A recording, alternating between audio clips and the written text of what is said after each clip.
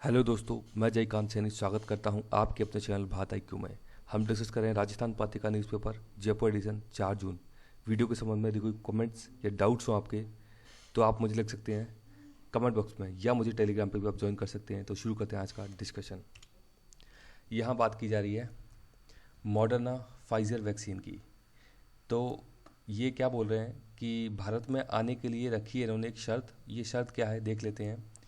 तो इनकी शर्त है ये कुछ, वैक्सीन के साइड इफ़ेक्ट से कोई भी प्रतिकूल स्थिति में कंपनी को हर्जाना नहीं देना पड़ेगा। ये कौन बोल रही हैं? ये जो विदेशी कंपनियां हैं, ये जो वैक्सीन है मॉडर्ना फाइजर, वो बोल रही हैं देखो साइड इफ़ेक्ट होता है तो उसके लिए कंपनी जिम्मेदार नहीं होगी, पहली शर्त।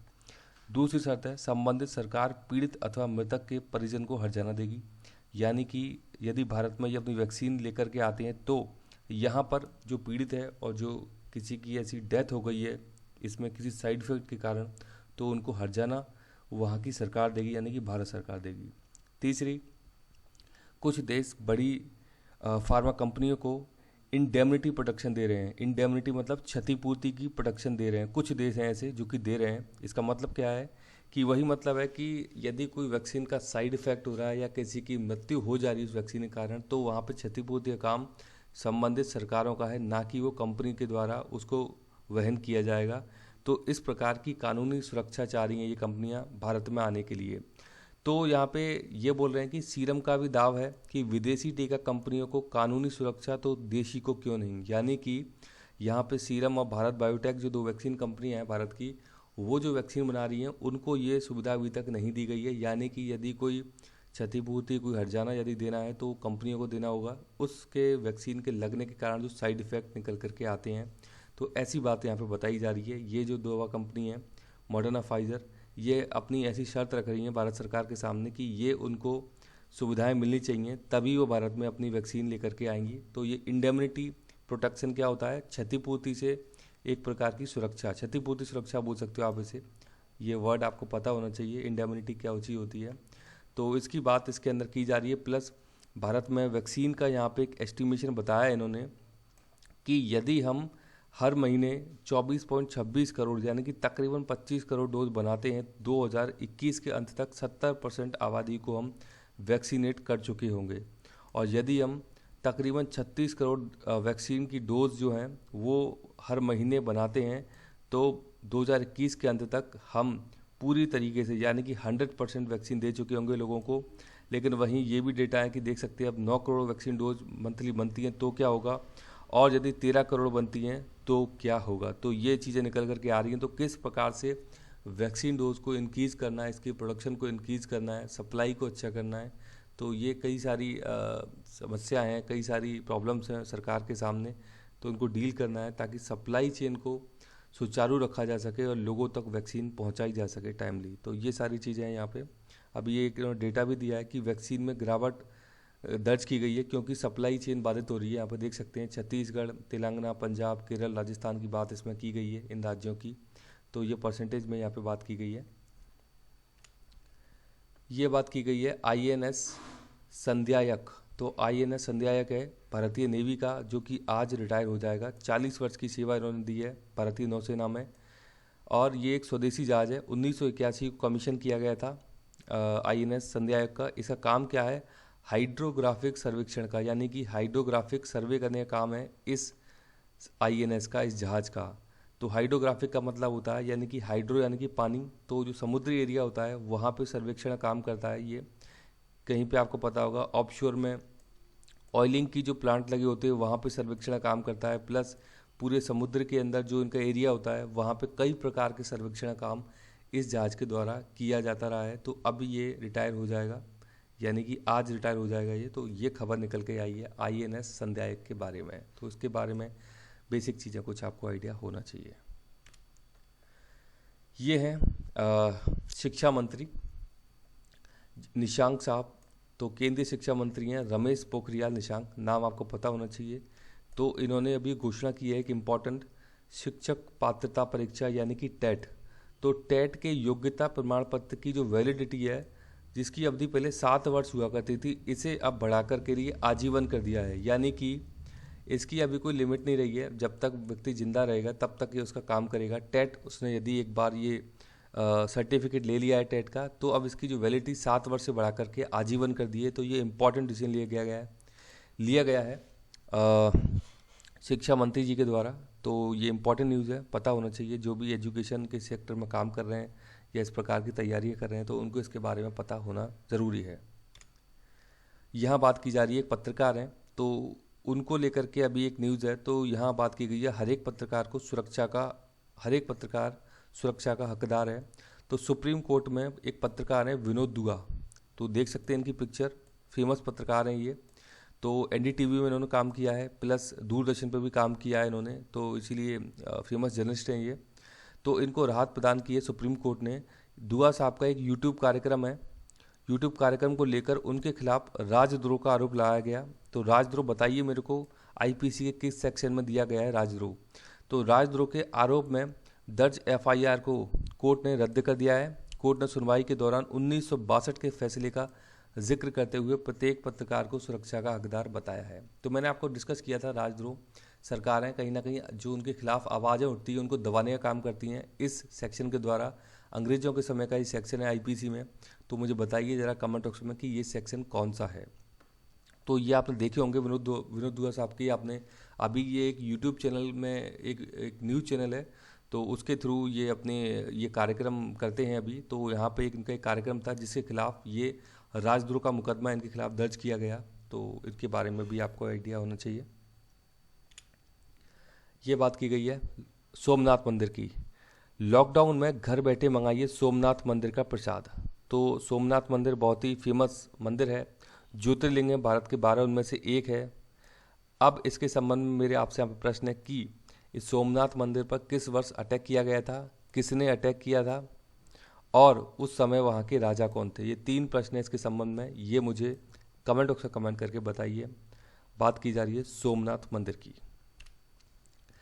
ये अच्छे एक एडिटोरियल है। तो यहाँ पे एक वर्ड के इस्तेमाल किया है ग्रीन फ्यूनरल, यानी कि जो अंतिम संस्कार किया जाता है उसकी बात की गई है, ग्रीन फ्यूनरल की बात की गई है। तो ये कॉन्सेप्ट है जो कि विदेशी देशों से लिया गया है। तो यहाँ मेनका गांधी जी इसके बारे में बात कर रही हैं कि अंतिम संस्कार भी हो पर्यावरण के अनुकूल, यानी कि पर्यावरण को नुकसान नहीं पहुँचाए अंतिम संस्कार, ऐसी बात की गई है। तो ये जो इन्होंने एडिटोरियल लिखा है उसमें बात की गई है किसी व्यक्ति के निधन के बाद उसकी देह की अंतिम क्रिया के तरीके ऐसे होने चाहिए जिससे पृथ्वी के पोषण में भी मदद मिल सके। तो ये बात इनके द्वारा बोली गई है। प्लस इन्होंने एक एग्जाम्पल दिया है, एक अभिनेता है ल्यूक पेरी। तो ल्यूक पेरी एक यूएसए के अंदर अभिनेता हैं। ल्यूक पेरी की तरह अपने अंतिम संस्कार के लिए प्रकृति की गोद को ही चुनना पसंद करूंगी, यानी कि मेनका गांधी कह रही हैं कि ये इस कॉन्सेप्ट की तरफ जाएंगी, ग्रीन फ्यूनल की तरफ। मतलब ये चाहती हैं कि जब इनका अंतिम संस्कार हो तो इस ग्रीन फ्यूनल कॉन्सेप्ट का प्रयोग किया जाना चाहिए। ये क्या कॉन्सेप्ट है? ये एक बायोडिग्रेडेबल सूट है, इसे मशरूम सूट का नाम भी दिया जाता है क्योंकि ये मशरूम का प्रयोग किया जाता है इसको बनाने के लिए, इस सूट को बनाने के लिए। तो इसका नाम है बायोडिग्रेडेबल सूट, मशरूम सूट, और इस कॉन्सेप्ट को बोलते हैं ग्रीन फ्यूनरल कॉन्सेप्ट। तो यह अपघटन के, ये जो चीज़ है, मतलब ये जो मशरूम सूट है अपघटन में मदद करता है, यानी कि जो कॉम्पोजिशन डिकम्पोज होती है जो बॉडी, उसमें ये हेल्प करता है। ये सूट जो होता है ये इस प्रकार से बनाया जाता है कि डिकम्पोजिशन में मदद करता है ये, प्लस पर्यावरण प्रदूषण को रोकने में सहायक भी होता है। तो यहाँ इन्होंने बात बताई है कि उन्होंने अपनी देह के अंतिम संस्कार के लिए ऑर्गेनिक तरीका अपनाया था। उन्होंने ल्यूक पेरी ने इनकी इच्छा के मुताबिक उनके शव को बायोडिग्रेडेबल सूट में दफनाया गया था। इस सूट को बनाने में मशरूम का इस्तेमाल हुआ था, मशरूम सूट के नाम से इसे जाना जाता है। तो ये सारी की सारी बात इनके द्वारा बोली गई है यहाँ पे कि किस प्रकार से हम मतलब जो मृत्यु हो जाती है उसके बाद भी हम कैसे हेल्प कर सकते हैं एनवायरनमेंट में। एनवायरनमेंट से काफ़ी जुड़ी हुई हैं मेनका गांधी जी, तो उसका इन्होंने एक एग्जाम्पल दिया है ग्रीन फ्यूनल का। तो इसके बारे में आपको वर्ड पता होना चाहिए, कहीं इसे आप कोट कर सकते हैं अपने सब्जेक्टिव टाइप एग्जाम्स में कि ग्रीन फ्यूनल जैसे कॉन्सेप्ट भी इस्तेमाल होने चाहिए यहाँ पे। तो ये सब बात की गई है इस एडिटोरियल के अंदर।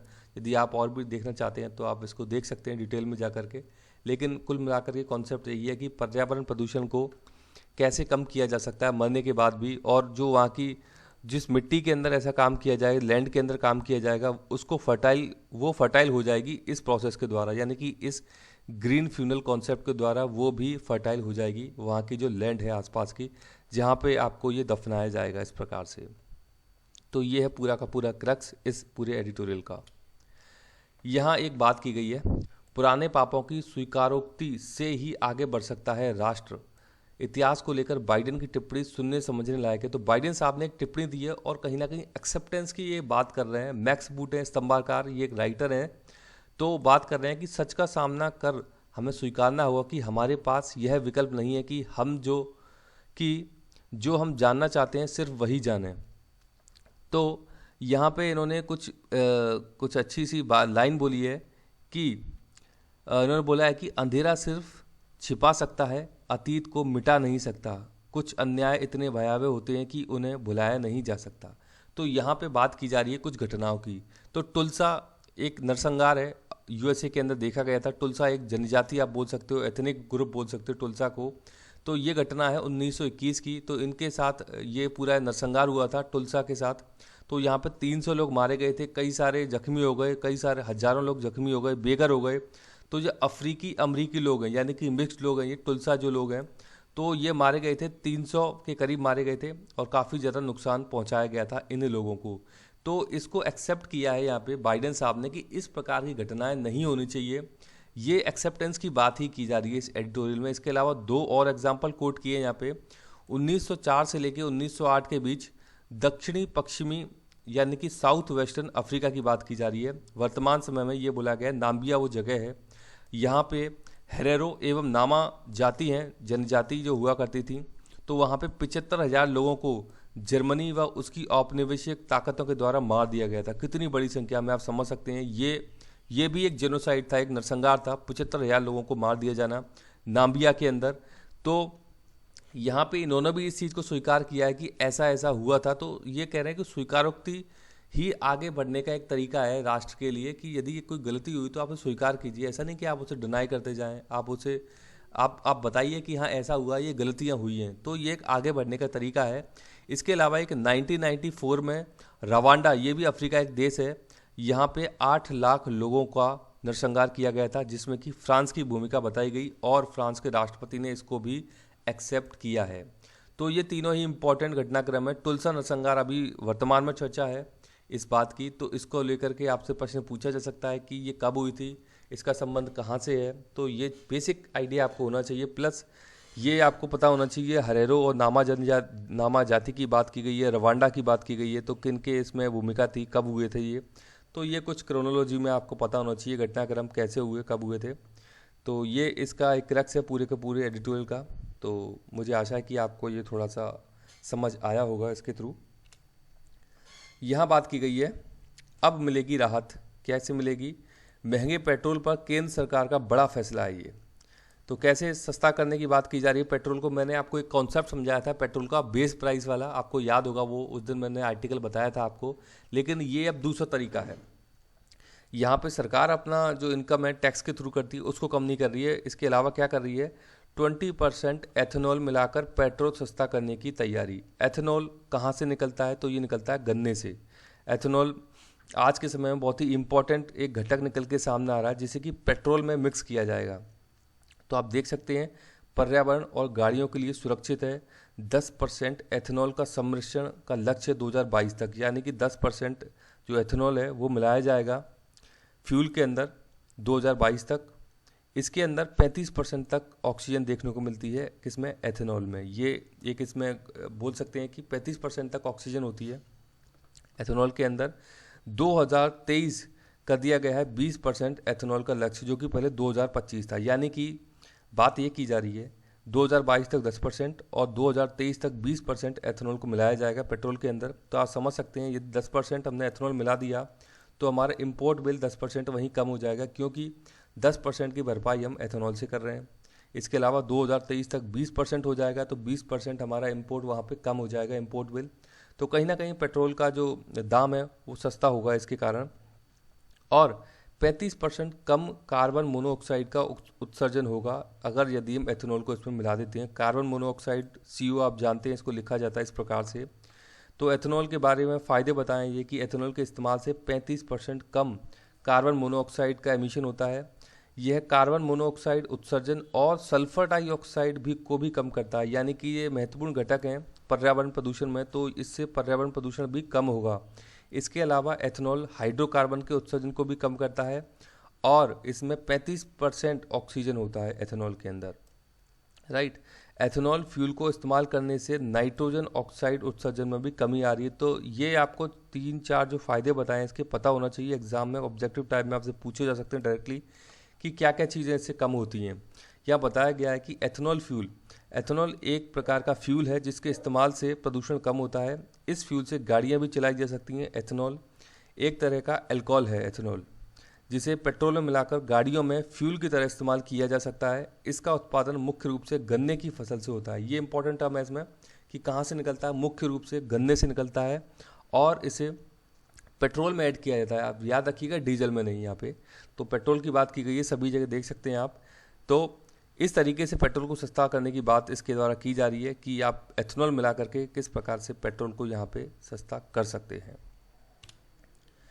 ये बात की जा रही है। नंबर 1 बार्टी ने चोट के कारण बीच में छोड़ा मैच। तो अभी चल रहा है फ्रेंच ओपन, अभी स्टार्ट हो गया, आपको पता है फ्रेंच ओपन चल रहा है। तो यहाँ पे 2 युगल खिलाड़ी कोरोना पॉजिटिव हो गए जिनको कि इस फ्रेंच ओपन टूर्नामेंट से बाहर होना पड़ा है। इसके अलावा ये बताया गया कि जापान की नाओमी ओसाका के बाद अब शीर्ष वर्गीय ऑस्ट्रेलिया की एशले बार्टी भी फ्रेंच ओपन से हट गई हैं। बार्टी ने चोट के कारण पोलैंड की मैग्ने लिंड के खिलाफ दूसरे दौर का मुकाबला बीच में ही छोड़ दिया, यानी कि इनको चोट के कारण ये मैच छोड़ के जाना पड़ा। तो काफ़ी ज़्यादा बुरे हालात देखने को मिल रहे हैं फ्रेंच ओपन में।